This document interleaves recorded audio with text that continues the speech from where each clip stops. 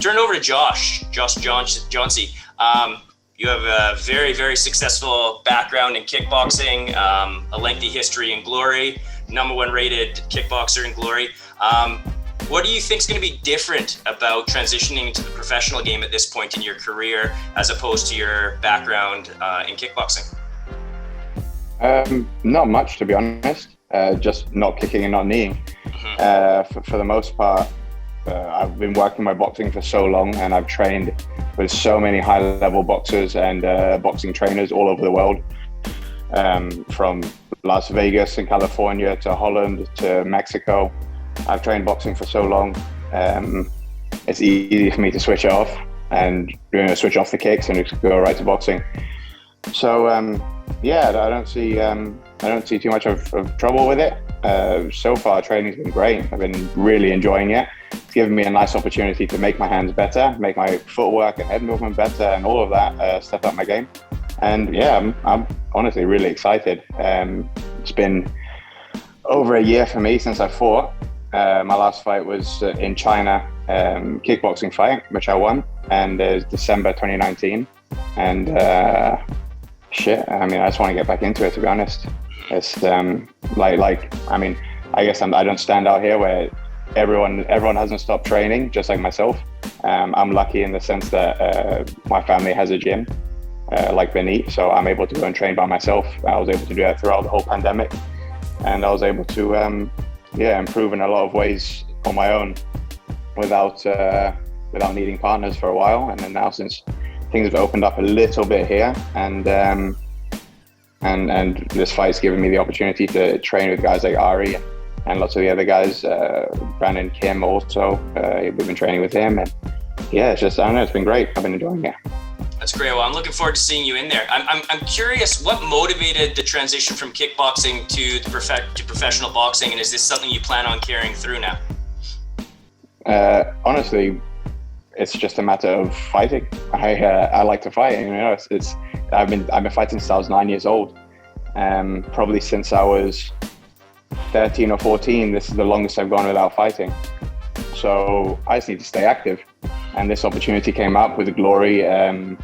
Obviously, they're not holding too many events right now, and they're not really bringing people from North America. We had a bit of a lull in the contract where we had some time off anyways, even if I could have fought. So I thought, hey, Dan came to us with this opportunity to do a boxing fight. I've always wanted to. I love boxing. So I figured, yeah, let's go for it. Plus, I was a bit bored. I need something to do. I need something to focus on. I've been enjoying this training camp so much.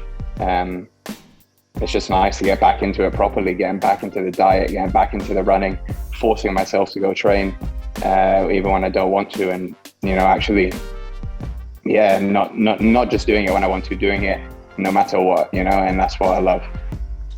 Well, I guess Glory's loss is our gain in the short term here. My last question for you, what do you know about your opponent, Brian Samuel, and how have you prepared for this fight against him in particular?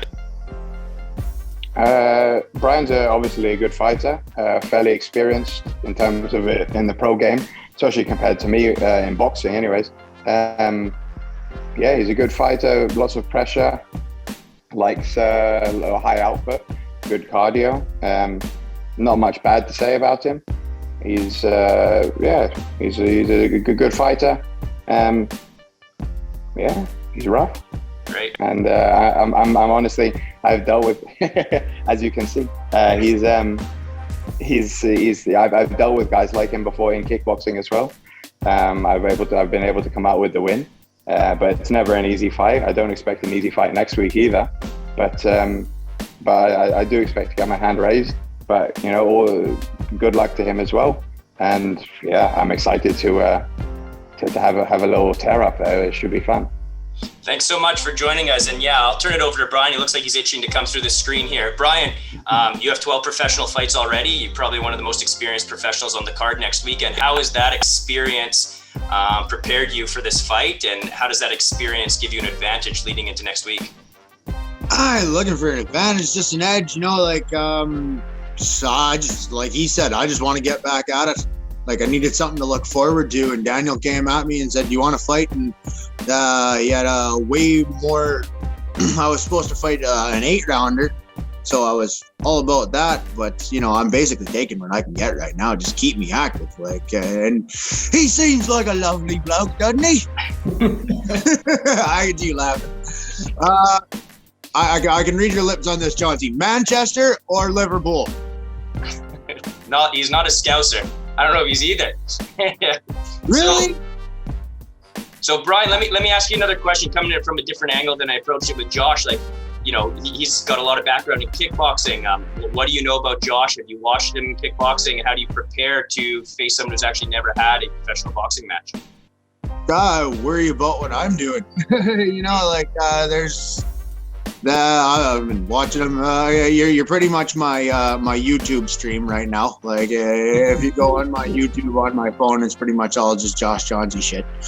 So that and Monty Python, because you know, British guy. You know, I want to come in with something relatable. I appreciate your sense of humor. I'm gonna let you close out this afternoon's question and answer session here. What's your prediction for next weekend's fight? Fireworks. Fireworks. It's gonna end. It's gonna be bloody though, because I bring pressure. I bring war. Like I haven't been fighting sanctions since I was a little kid, but I've been pretty much impossible to.